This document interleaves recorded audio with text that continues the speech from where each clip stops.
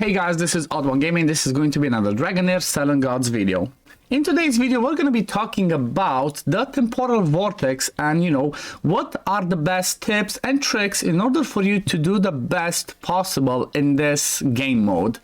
It's definitely not one of the things that you should prioritize early as one of the things that, yes, you're building a specific team for this one so you can do as much damage, so you can get all those good rewards, but it's going to be something that you will be slowly focusing on later on as, as you progress, because this is one of the game modes in the game, that gives you summons every single day. It can give you Starlight Die, I think it's up to 2 maximum, but also gives you lots of Word Marrow and some other juicy rewards. But most of the time, this one looks to be like a pretty difficult one to deal with because of the difficulty of it. It keeps increasing. We have the 4 levels, and it can be complicated because you might look at it and it's like, okay, what do I need? Do I need a tank? Do I need DPS? Do I need healers? What's the best balance that you can get to do your best in this game mode? And honestly, there's quite a few things that you need to keep in mind when it comes to this game mode, and that is especially this timer over here, okay? So the boss, every time he gets to this ultimate part of it, he keeps getting that attack stack up, okay? That one over here, that basically gives him total damage bonus plus 5%. That one keeps going up and up and up the further you go into the team. So the first things that you need to look at when you're building yourself a team is, okay, what do I do? Like, how far do I get into this part of it? And that's gonna depend, and that's gonna determine on how you're gonna be building your team, because there's 2 things that I've noticed that happens, at least for me or for some other people, and that is I either last too long but don't do enough damage, or I'd last not too long and again don't do enough damage. So it's all about finding that right balance between survivability, healing, and damage.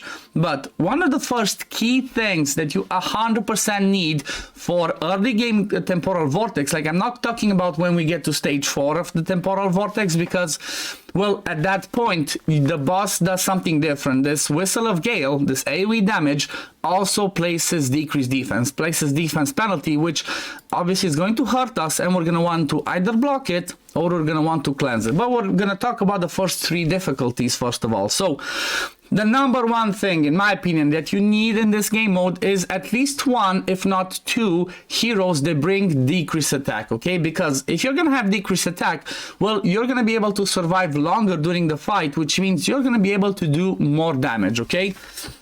Then number 2 is going to be 1 or 2 healers, because obviously you're going to keep getting damage because the boss has 3 AoEs and 1 single target damage, and that's gonna again help you survive longer, because if you don't have any healing, you're obviously going to die. So depending on what heroes you have or what you can combine in here, you can always be, like I said, 1 or 2 healers, but you would prefer to have, like, for example, okay, let's say we have, like I showed in my team, you have a Hexandra that just does basic healing, okay, doesn't bring anything else. And then the second one, if you would bring a second healer, maybe you would try to bring somebody that also brings something else. So as an example, let's say you had a Fruurbath. Well, he would be your tank, and he would also bring you healing on his battle skill, but he will also bring you decreased attack. So try and look at something like that. If you don't have somebody that brings that much, like Fruurbath, just try and look, maybe you have somebody that brings decreased attack and shields, or they bring decreased attack and damage, or some other combinations like that. Or there's the other option of the best hero is going to help you with survivability up until you start building some better epics or legendaries, and that's going to be the adventurer. Well, what the adventurer does is he brings a shield on his ultimate based off of his attack, and then on the battle skill he can also do some pretty decent damage. So that's why in this team, for example, I only have Hexandra for heals, but I do have the adventurer for the shields. So that's really important. That's what I'm using over here. Then when it comes to my decreased attack, again, for this team, I have Sigrid that does a decreased attack on her ultimate, but I also have Horus that does it on the battle skill. It's not perfect, Horus does not have 100% chance to land it on the battle skill. It is 75% chance, but at least he comes back to it pretty often. And if you pair it with the right, the right artifacts that can help you get that decrease attack close to 100%. There's actually a rare artifact that does that, and I'm going to show you once I show you the builds at the end. So my 2 decrease attack champions in this team are Sigrid and Horus. Obviously, it does not have to be Sigrid. It can be anybody else that brings you decrease attack and a little bit of damage or some other useful kit.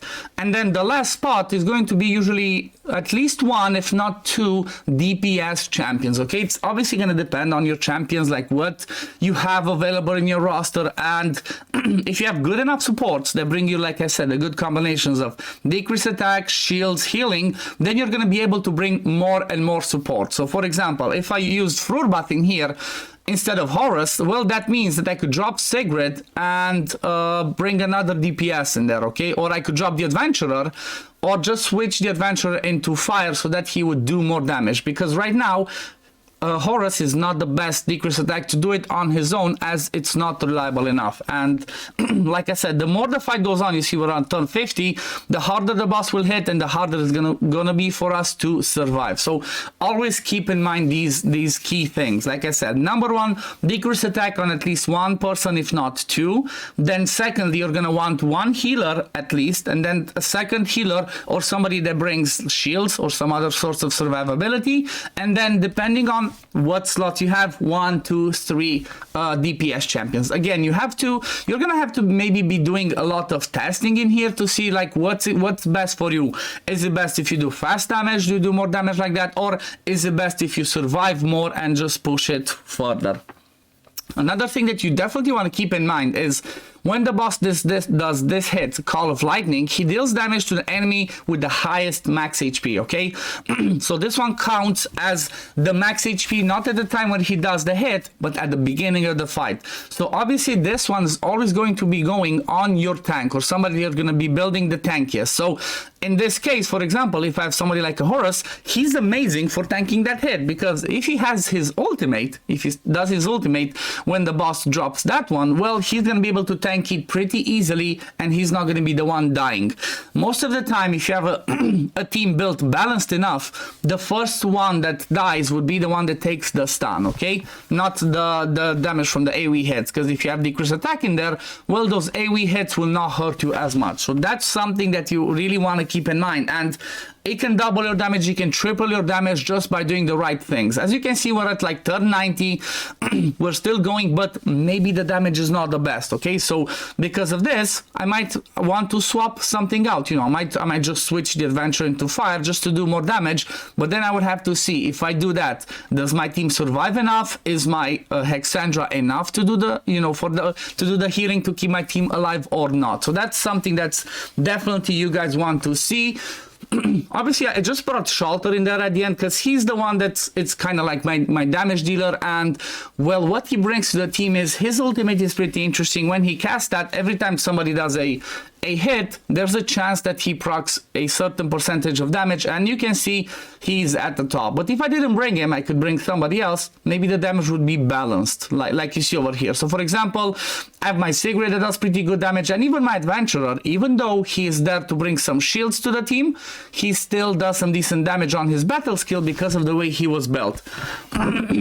So I guess this one's gonna get close to an end. Let's just back out so I can show you a little bit like how I build these people in order to get to this point. I think this one gets close to 5 million, and then the 5 million is a pretty I think it's one of the milestones, and we survived up until 120. That's a lot, you know, that's quite a lot to be able to survive till this point. And you know, your goal is going to always be to try and push it to the next level, but also keep in mind this is really important.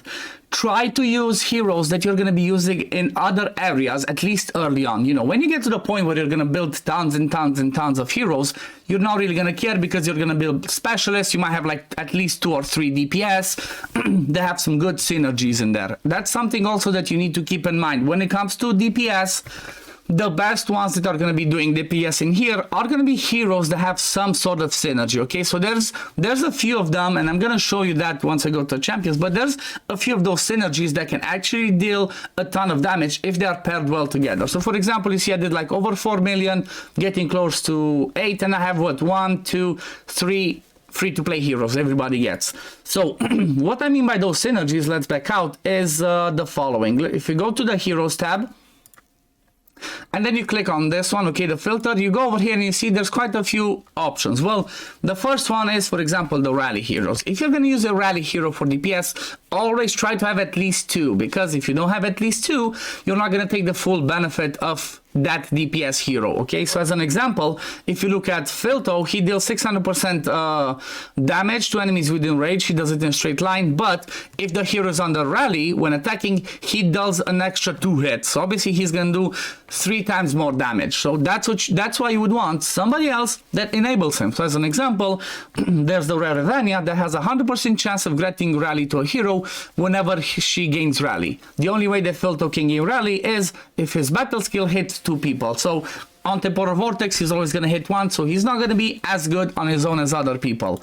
Then another one are the Dauntless people, okay? Dauntless have some amazing synergies with their battle skills. So as an example, like I said, Shelter, he does this ultimate, and when launching battle attacks, all allies have a chance to proc this damage that he's going to do. But if there's Dauntless heroes, that chance is doubled, so 60%. So you'll obviously pair him with somebody like an Ivelios. It's a legendary, but maybe a Nimbus, Vanny, anybody else is Dauntless. So always try to keep these pairing together. Same thing is going to be with Frost. Let's say you have Usha, okay? She does some amazing damage, but for example on this one, if there's Frost on the target, well, the ultimate does double damage, and that's crazy damage. Then on the passive as well, every second basic attack, if they're under Frost, is gonna do more damage. So with her, same thing, try to pair 2. Wild has the same principle. You know, most of us should have by this point maybe Erich from the story. Try to bring another Wild hero with him. The best one would be Tunnelon from the Epics. He's amazing, he can do some crazy damage, but if you don't have Tunnelon, look at the other ones, see what they bring, and try and pair them with the best one that you see is going to help with your damage. So yeah, same thing with poison. Again, try to keep at least 2 poison people together, because they enable each other. So these are the really important things that you need to keep in mind when it comes to the DPS. But yeah, overall, let me just quickly show you a little bit the builds that I had on my people when it came to this fight. So I had as an example, I'm gonna have a combination of everything, you know, some good gear, some bad gear. So I had my Adventurer in Frost, like I said, with some sets in there, but I did have this one. This is the best one. This is the best artifact you can get on your Adventurer if you're gonna use him as Frost, because his battle skill is gonna do more damage. Like obviously I should have actually this one attack percent, that's fine. But this one's gonna basically improve his damage from the battle skill, which is the only one that hits apart from, you know, the basic skill, because his ultimate puts shields based off of his attack, so you're gonna give him as much attack as you can. Then the next one that I had in the team was our trusty Horus. Well, Horus I just built tanky, and I did try to give him some accuracy because I want him to try and land that attack penalty too on his battle skill. He also brings us the HP aura, so that's helpful. Then he has amazing passive. He's definitely an awesome tank, just straight up meat shield. If you don't have something better, he's awesome in there. Then I did have Hexandra with some random builds, but basically for your healer, you want to try and give them as much attack, as much skill haste as you can, so they can heal more often, and then give them a healing artifact, either Luminary or Gospel, Mirror of the Living, Life Spindle, whichever one you obviously have, just use that one on your healer. Then for the DPS, one of my DPS is a Sigrid. Try to get this artifact as the first one, okay? The decreased defense can help you do a ton more damage, so you're gonna put this one on somebody that hits with their ultimate. Keep that in mind, because, well, sometimes you have heroes that don't hit with their ultimate, so this one's not gonna work. A good person to wear this one could even be Horus, okay? Because he hits with his ultimate. He hits with his ultimate, and he can place that, and also gives you some accuracy. But if you don't want to do that, like I said, you can use the Ivaran's arrow for Horus if you're relying on his decreased attack, because this one increases the success rate of inflicting debuffs with the battle skill. So because his battle skill is capped at 75%, getting this one to go, you know, up to a maximum of 90 is going to help you if you really need that decreased attack from him. And then the last one that I had, who was the last one on the team? Well, I had Shelter. Shelter he's in some legendary gear. He's in some, oh my god, I was hiding stuff, but at least I was clicking it. He's in some legendary gear. He's in this one that gives him more, what's it called, derivative damage, because most of his damage is out of derivative stuff. But, well, DPS champions are pretty straightforward. If they do raw damage, you give them crit rate, crit damage, attack percent. If they do derivative damage, you give them attack percent and enlightenment. You're gonna see that I have attack percent, tons of enlightenment as well. Don't really care about crit rate and crit damage, and that's all you need on somebody like that. And I think that was the last one. 1, 2, 3, 4, and 5. Yeah. So again, let's recap. Let's make a recap. First thing that you need in Temporal Vortex is at least one decrease attack champion. Secondly, you need at least one, if not two, healers. Third, you need a tank that's going to be taking that hit from the boss that should be able to survive. And that one, another quick thing to keep in mind, the boss always attacks the one with the highest max HP, but you're going to also try to give them as much defense as possible, because if you have a ton more HP on them, they're going to take more damage from the max HP, so keep in mind. And then the last one's going to be obviously some other supportive characters that maybe bring you some healing, some debuffs, and then damage. So I guess this is going to be it for the video today, guys.